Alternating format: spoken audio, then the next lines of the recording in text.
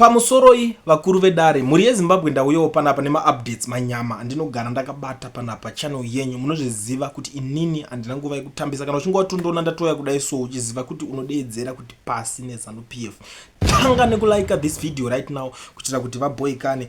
Pane nyaya dzakawanda dziri kuitika. Mastreets ari kupisa panapa. President Emmerson Mnangagwa is sacked Mashonaland East Minister Polonia Munzvenrengwi. Reasons not disclosed. She is a relative of Vice President Constantino Chiwenga. Ndo nyaya iri kubuda according to ZimLive. Ndo zviri kuzotaura kuti munhu ihama ya VP Constantino Chiwenga, ihama yacho, ihama nehama. Saka masima reasons ekunzi adzingirwe chibasa haana kubudiswa.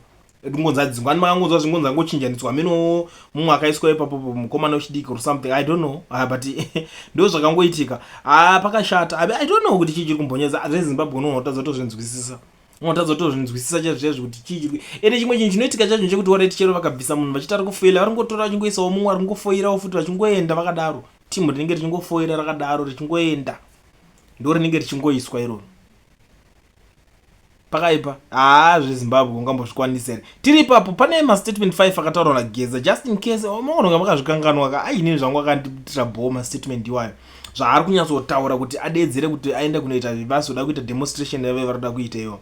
Right, number 1, presiding over a failed state that has failed the people of Zimbabwe. That's number 1. Number 2, constitutional abuse of office, judiciary capture. Inyaya inoitika kumakoti yekuti unozongoti nzivo kana nyaya yako tiri kutadzirana something like zvakangoitika kuna Job Scala zvezve. It's unacceptable. Hakuna nyika yekunzi rinomo kuti tonzitakurirana takutange takukapturana kudaizvo. It's not right. Number 3, turning state resources to a mafidi playground. Ndo yaya yanga ichitaurwa yenhodo yaya yekunzi vanonotamba nhodo zve60 million. Zvakaoma kani. Zvoitika munyika medu. 1, presiding over corruption and capturing of ZAC to suit personal interests. That's number 4. Number 5, stealing the people of Zimbabwe's happiness, kuba mufaro wenyika. Ipapo ndo pamwe pakatonyanyoma ipapo. I think mufaro munhu wese mufaro cheche havana. Even ukatarisa munhu wacho anenge achiti zvitari kumhanya nechimuti chekuzvita cheZanu-PF, anenge asina mufaro. Izvo ndo zvinhu zvandinoziva. You know why? Ukatoona vazhinji vacho vanongoti oreti kuti ndichisiya nekwandakabva. Umwe ari kungotadza kungosiyana nazvo nenyaya yekuti kwaakabva. They know zvavakatomboita. Kutone vamwe vanhu vatorimo mupati yavo kuti akatombouraya vanhu chaiko achishanda navo brains dzake dzichitadza kunyatsokakata mushe. Saka arenga kuti inini kuti ndizonenda kwandakabva. So you find out kuti ivo pachavo vese muri kuona vachinge vachiseprisisa vari kumhanya kuimba 2030, most of them they are not happy. Ari kutongoti ana nhingi vari kudya pamwe one day zvangu zvichaitawo. Otoenda kadaro vari kutongochembera vari kutongokura nazvo. 1 pakaipa muri yeZimbabwe. Ende pane imwe nyaya ndiri kuzongosangana nayo. Pari kunzi Geza's farm workers capture 19-year-old spy taking photos at farmhouse. Aya. Tuma mero reka tuchiya meno. Anenge totora mafoto. Ndozvezvana ningiri ndakanzwa kuti kumba kwake kunzi akatoponda munhu, saka tichazoona kuti nyaya yacho investigate iko zvinozvipa babudiswa imwe. Hanzi nyaya ya 1.5 million what tunyaya twacho totanga kubuda. Vanhu ava meno mashandira vakaita maZimbabweans tofanira kumbovhurika brain. Munyatsosuma mese munyatsotaura kuti enough of this nonsense. Munyatsodzana chokwadi kuti this is nonsense. Munhu nguva yese pemanga munayo hamuna kumbotaura kuti une mhosva yakati maingozvinyarara muchiti zicomrade redu. Saka mumbori vangani vane mhosva vane zitadzo ikoko muchingoningiri. Ndo imwe yaatotaura kuti capturing the judicial system. Aibva taura kuti mapurisa acho futi kana vanhu vakavachidandutsa tsamba yekuti varida kunodemonstrate hakuna munhu achavamisa. Because iye ari kunyatsorova mapoints yacho haasi kucheuka muridzo. Iye vari kuataka iye ari kutongoatakawo paakananga ipapo. Obudo chinzayo kuningiriki munhu akuda kunzi akuda kutora mapicture kutsvaga tunyaya so kuti ngatingotsvaga one day kuti timuwandire nyaya timusunge. Zvamuchaitawo neinformation iyi zvazvenyu mana inini ndatongopfura nepanapo ndingokuzivisai. Munoziva kuti inini ndinoweka nyaya kunge metsa, ndiri munhu wekuti handidi kukutambisirai nguva yenyu. So ndichangosiyai muchiteerera maaudios ava zvekutaura zvipereka. Kana muchida kunge muchida kukandwa enyu munongosenda ipapo munonzwa akubuda panapa. Ndotenda Mr. Mr. Colent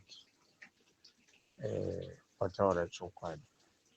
vanhu vanovhuma kushandiswa, vakashandiswa kubva muhondo kusvika nhasi vanongoshandiswa nevana vozoshandiswa nevana vomunhu waivashandisa. Chokwadi chakadaiwo, Mugabe akashandisa vanhu vakawanda, akauraya vanhu vakawanda. Iye zvino akafa akanozviurayira kuAustralia, avaka nyika yeAustralia, atora nyika akapa kumukadzi nevana vomukadzi.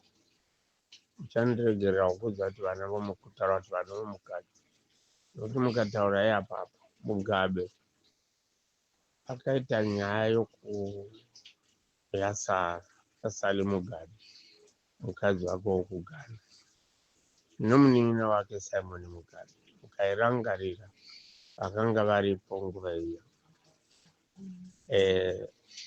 Vana ivavo vose vakafira mushure mupfuuri, including munin'ina wake Simon Mugabe akafira mushure mupfuuri. Tinoneta maZimbabwe vari so stupid, ende vanhu vanoda kugara vakashandiswa. Vakaurawa nevanhu vaya vanonzi Masiai, ndovakauraya munin'ina waMugabe, vakauraya vana vaMugabe. Nyaya iri yekuti Sally aita sei vana ini ndisingazvari. Akagadzirwa, akatrenewa, aiti akatrenewa nana Smith akamukachira. Saka vana avo vaviri vainzi ndevaSimon Mugabe, aita vana avo nomukadzi waMugabe Sally. Ndokuzotora Grace anga ari mukadzi womusoja. Anditaurire chokwadi, kunyange mukada kundivenga. Iye Mugabe ambofa akauya kwandiri, Mnangagwa ambofa akatsvaga munhu, imwe ndomunotsvaga munhu, zvinhu zvasungata. Vanhu vasingafungi, vanotengerwa mafoni sezvo kulenda ichisi zvinoitwa kugona kulenda. Takazviona. Ndakati nyaya iyi vakabva nayo kuhondo, kuuraya vanhu. Vanofanirwa vanenge vachitovasapota, vanenge vachidovapa zvese. Vanhu vane mweya usina tsitsi, vana Mugabe vakaudzvara munyika vanhu ivavo. Now ukatarisa adero Mugabe ndokutora nyika yose 29 farms, zvoreva kuti inyika yose, idistrict yose yakapiwa vana vomukadzi namukadzi. Ndobva vaita chiconflict chavo chokukonfyuza vanhu, vanzi yava cool. Mnangagwa atiza aenda kuSouth Africa, ndiani ungatiza muZimbabwe munhu ada kuurawana namukadzi? Nokuti ruzevha noruzevha, sabhuku nasabhuku isoja reZANU-PF. Kune vanhu vanoita masoja veZANU-PF asi vasingakori, vachiurawa nezhara, vachifamba magaro ari pashi, vakadzi vasina zvovhara ngozi, asi vachishandisiwa. Zvamunoti vaZimbabwe vakazungaira, vakafa vari nani pamaZimbabwe, vakafa chaivo riri nani pavanhu veZimbabwe. Havadi kumuka.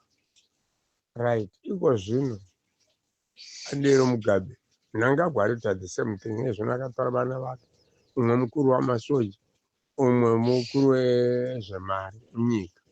Waibona nyaya yavanongoita strategy yake. Iye zvino munhu anoti iye Mnangagwa ibva, nokuti iko zvino Gezi akapedza hondo 1980 achidya achimwa. Vanhu vakaenda pa2008 vakauraya vanhu vanagesa, vachiurayira vanhu kuti vanosapotera MDC yaTsvangirai. Kana vanga achitarisa akaona pane picha yakabuda yanaTsvangirai nani atemwa nehwe mumusoro nanabhodhagezi namayuta vakapfeka uniform yamapolisa. Bhodhagezi ainzi Gesa uye ini handina zvandinoteerera zvanotaura Gesa, nokuti iye zvino ava kufa nenzara.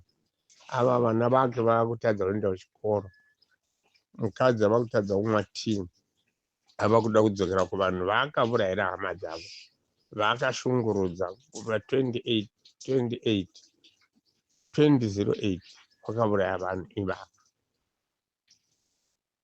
you see. Saka initotenderana newekulenti pakuti vanhu vezimbabwe vanoda kushandisiwa too much plus vanoitwa fanika mbwa vanobvuma kuitwa sembwa inono mvura yacho yopuwa mabhonzo yonyimwa sadza for 2 days munhu wobuda wenda weidana kundovhima kuti mhanya but isimbe pakubata mhuka ichiti chadya asi inozopuwa mabhonzo after all. Ndo zvakaita vanhu vezimbabwe afanana nemunhu ana Mnangagwa vanhu vane mweya womunhu uya unovhima stere unopakwa yake mabhonzo iye odla nyama mabhonzo acho anenge adombo masvosvo abvisa mutosi ndo pamweya. Saka vanhu vezimbabwe rega vakadaro kulenti rega vakadaro vanobvuma kushandiswa umwe ungapuwa mutoriro kutouraye munhu uya mumwe wokuzviuraya wagutuko kunyora tsamba achiteni ndaona kuti ndife zvangu zviri ndakanozvisungira pasiro maelection yawo akadarika aiva nechiimba chi1 room chisina kana kupendewa asi aifamba nechimudhudhu haubvunzi sei munhu wacho kuti zvaunondipa chimudhudhu zvaunondipa foni ndio upenyu hwangu here hwo ndozvandopfeka ndozvinobudisa vana vangu kuchikoro vatozva vanhu vanonoa vakafa kare vanhu vezimbabwe saka havadzidzi kubva kunana Mozambique havadzidzi kubva kuna South Africa iyi vanasikadi havadi ndozvandakareva Sororia kuti Zuma akabviswa neANC anambobviswa nevanhu ndakazvitaura Zuma akabviswa neANC mabonda akonewa dambudziko romunyika imomo mune dambudziko ramaovheti. South Africa vakaramba maovheti because ukatarira yangwe Malema achitaura vanongomuteerera but they don't give him party yokutonga. They don't give him party yokutonga Malema nokuti zvaanotaura ndezvougananda nguva yose ndezvougananda. Iye zvino pakamuka pati yeDA isina zvehondo tasa kuti yakapusha zvakaita se vanhu vava kuziva kuti izvi mapati zvinoti zvakagwa hondo hapana vanhu vanotsinzviniri hwakadarikidzisa nyange mukamupa mumwe akapiwa mumwe munhu usina kugwa hondo but mbeki zvaiita ndezvipi izvo zvimwe chete zvekudzvinyirira vanhu. Saka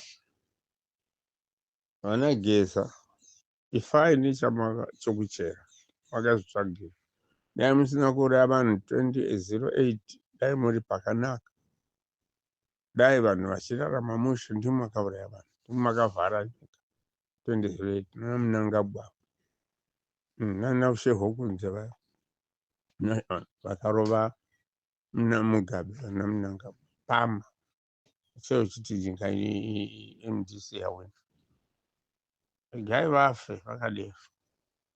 Ini ndikaona munhu unotsvaga Geza achiti abude mujere kana adini tomuuraya ndozviri raiti.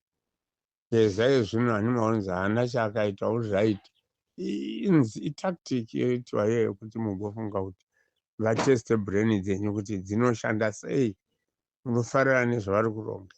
Geza ambofi akabakwa akachunu nezano munhu wezano mwana wezano ese mwana wezano muridzi wezano vanoilitita pfungwa dzenyu kuti dzive confused.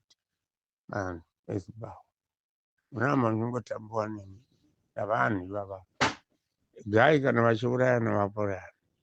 Iye zvino nyaya yavo naChiwenga vana Chiwenga havo vanongotenderera tenderera pamwe chete vachikonfyuza imimi vanhu